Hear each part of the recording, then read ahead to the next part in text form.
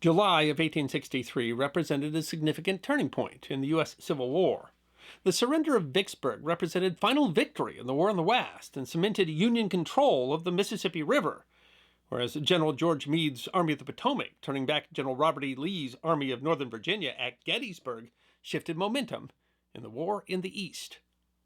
Given the importance of and the enormous cost of these battles, it should be no surprise that America has largely forgotten another battle much smaller and yet still very important that was fought that very same month. The July 1863 Battle of the Shimonoseki Straits deserves to be remembered. On March 31st, 1854, the United States and the Japanese Tokugawa shogunate signed the Convention of Kanagawa. The treaty opened 2 Japanese ports to U.S. trade, guaranteed the safety of American sailors who were cast away on Japanese shores, and established a U.S. consul in Japan. The treaty represented a significant easing in the more than 2-century-old isolationist policy by the shogunate that severely restricted foreign trade with Japan. The treaty then led to further treaties between the shogunate and other European powers, ushering in what was called the Open Door Era. But the treaty was not some amicable agreement, but rather the result of a threat by U.S. Navy Commodore Matthew C. Perry. Perry had been sent by U.S. Secretary of State Daniel Webster with a letter signed by President Millard Fillmore and instructions to negotiate the opening of Japanese ports to U.S. trade, by force, if necessary. In a classic example of gunboat diplomacy, Perry, having learned from previous failed attempts, brought a substantial and modern fleet. His warships, which the Japanese called the Black Ships, were the first steam warships the Japanese had encountered. When the treaty was finally signed, after the United States Navy History and Heritage Command explains 3 weeks of massive gift exchanging, it was, despite appearances of cordiality, signed under the clear threat of bombardment. In fact, Perry had at one point bluffed that he would bring a fleet of 100 vessels to attack the shogunate capital of Edo, although there weren't 100 ships in the entire U.S. Navy at the time. However, despite all the bowing, exchanges, and extravagant gifts and signing of papers, the Naval History and Heritage Command notes, the contact with Perry and the U.S. resulted in major upheaval and dissension within Japan. While Perry's mission was seen as a success, it had sowed the seeds of future conflict. Not only were substantial elements of Japanese society opposed to foreigners and the open-door policy, but Perry's action had demonstrated the weakness of the shogunate, emboldening warlords or daimyo within the shogunate. Perhaps most notably, the policy was opposed by the emperor, Kome, who broke with centuries of tradition and became openly involved in politics. In March 1863, he issued the Order to Expel Barbarians, declaring that all foreigners should leave Japan by June 25th. Owing to increasing violence against foreigners, U.S. Consul Robert Pruin moved the consulate from Edo to Yokohama, as the shogunate was proving largely unable to control the situation. But there was little the U.S. could do to enforce the treaty. With the outbreak of the Civil War, the U.S. fleet had been removed from the Far East. Its ships needed to enforce the blockade of the Confederacy. But then came CSS Alabama. Built in a shipyard in Birkenhead and outfitted with its armament in the Azores, the sloop of war CSS Alabama was one of the most successful and certainly the most famous of the Confederate commerce raiders. Raiding across the Atlantic and Indian Oceans, the Alabama evaded pursuit by Union warships and eventually sank or burned 65 Union vessels.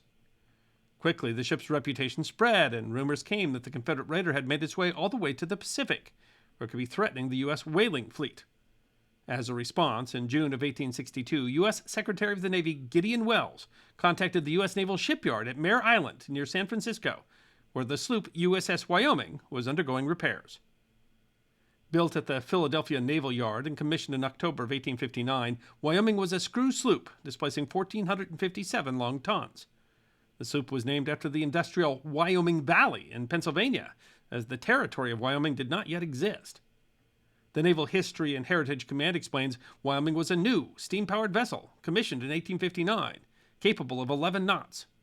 She had a crew of about 200 and was armed with 2 11-inch Dahlgren smoothbore guns, which could pivot from side to side, a 60-pound Parrott rifle, and 3 32-pounder broadside guns. The ship was under the command of Commander David Stockton McDougall, a veteran who had entered the Navy as a midshipman in 1828 and had served under Matthew Perry during the Mexican-American War. Wyoming had been on the West Coast at the outbreak of the war and was stationed in San Francisco. The ship had spent the first part of the war patrolling off of South America in search of potential Confederate cruisers. Wyoming was undergoing repairs when Wells tasked McDougal to steam to the Far East in search of the rumored Confederate raider. Wyoming left in June and arrived in the Philippines by August, only to determine that the rumors of Confederate raider in the Far East were untrue. CSS Alabama was in fact still in the Atlantic. But Wyoming nonetheless stayed on station in the Far East. Finally ordered to return to Philadelphia, the ship was delayed when, in March 1863, she struck a rock off the coast of China, requiring repairs. Meanwhile, the situation was deteriorating in Japan. Having received word that the U.S. consul had been forced to leave Edo, McDougal steamed to Japan. He wrote to Secretary Wells on June 12th. General opinion is that the government of Japan is on the eve of revolution, the principal object of which is the expulsion of foreigners. The Naval History and Heritage Command writes, two of the most powerful daimyo clans, the Satsuma and the Chosu, decided to side with the emperor in defiance of the Tokugawa shogunate. Under Prince Mori, the Chosu controlled the northern end of the narrow Shimonoseki Strait, which separates the main island of Honshu on the north and Kyushu on the south, and forms the western entrance and exit between the East China Sea to the west and the Japanese Inland Sea to the east. The Chosu decided to enforce the emperor's decree. The night of June 25th, the Chosu attacked the U.S. merchant steamer SS Pembroke. An account provided by the captain of the Pembroke to the New York Times was published the following September. The Pembroke had anchored around 4 o'clock, intending to pass through the strait the next day, with the passage too dangerous at night. While anchored, they had been passed by a bark, coming down with a fair wind with the Japanese ensign flying, although the captain thought nothing of it particular at the time. While nothing occurred in the evening worthy of note, after dark the bark warped up silently and at 12:45 a.m. fired a shot that passed over the steamer, doing no damage, but was soon followed by a broadside, one of the shots cutting the main topmast backstay.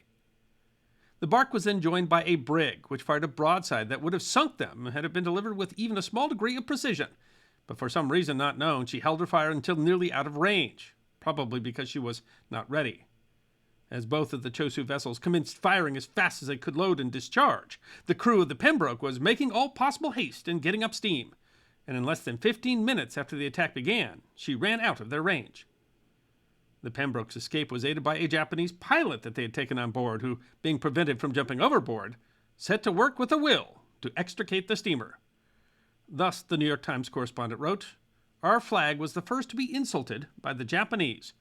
A few moments longer delay in getting up steam, the correspondent noted with disgust, and in all probability we should never have been the wiser as to what happened to the Pembroke, and all would have put her down as lost at sea, as the Japanese would never have announced her destruction more than a band of pirates.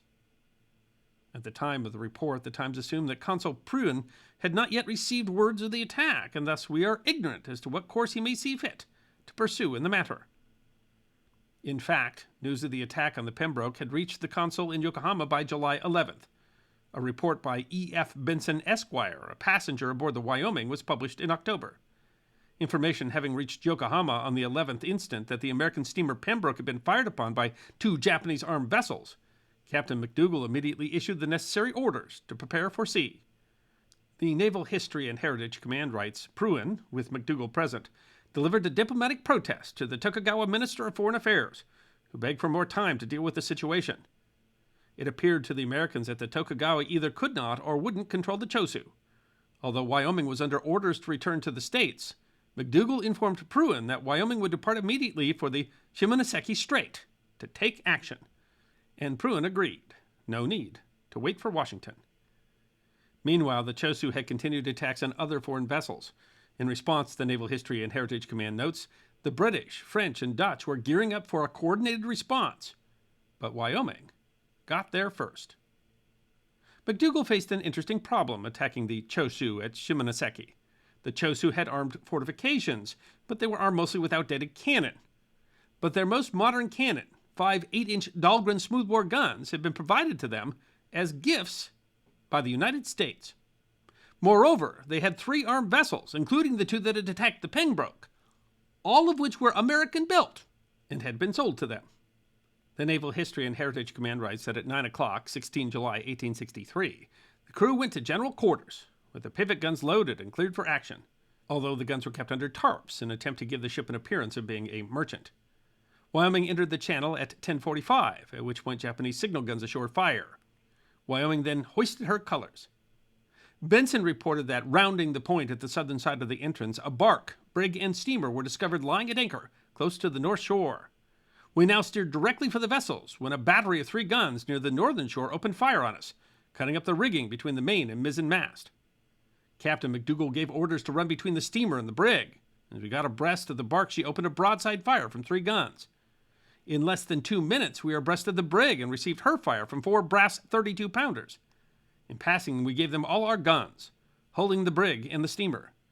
Keeping close around the bows of the steamer, we stood over towards the southern shore, receiving a constant fire from 6 batteries, the steamer, brig, and bark.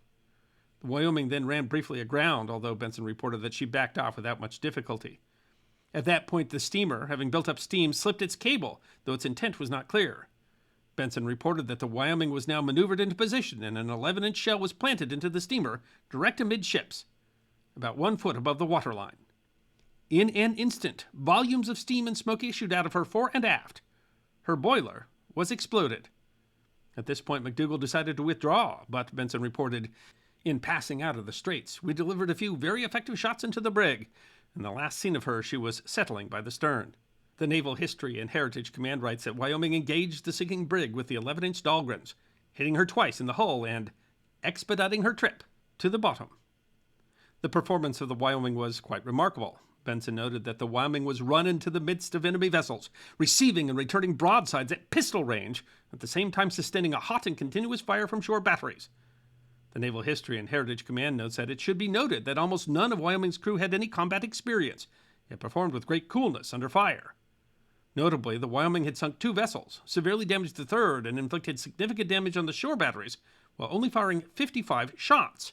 As the Naval History and Heritage Command explains, it was still necessary to conserve ammunition in the event of an encounter with a Confederate raider. Still, the command laments, McDougall's astute tactical judgment in avoiding the worst of Japanese shore-based fire and in defeating 3 ships at once got him absolutely nothing in the way of commendation or promotion, with this battle being fought only days after Gettysburg. McDougall's own report to Secretary Wells modestly concluded, "The punishment inflicted will, I trust, teach him a lesson that will not soon be forgotten." Wyoming had received significant damage to her rigging and to her stack. She had been struck in the hull 11 different times, although none of those had done significant damage. She had lost 5 dead and 10 wounded. While the U.S. was the first to engage in action to defend the treaty rights, other European powers, the British, French, and Dutch, also engaged in various expeditions, culminating in a final battle in September of 1864. The daimyos were forced to surrender, and Japan forced to open more ports to trade. Ultimately, the conflict helped to bring an end to the Tokugawa shogunate after a Japanese civil war fought in 1868 and 69. In a strange twist, a former Confederate ironclad ram sold to Japan by the United States played an important role in the final defeat of the shogunate forces. USS Wyoming continued to search for CSS Alabama in South Asia, and at one point they later found out having been within 25 miles of the raider.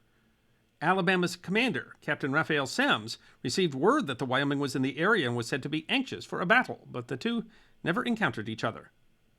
The Alabama returned to France for repairs in June, where she was finally caught and sunk in a battle with USS Kearsarge.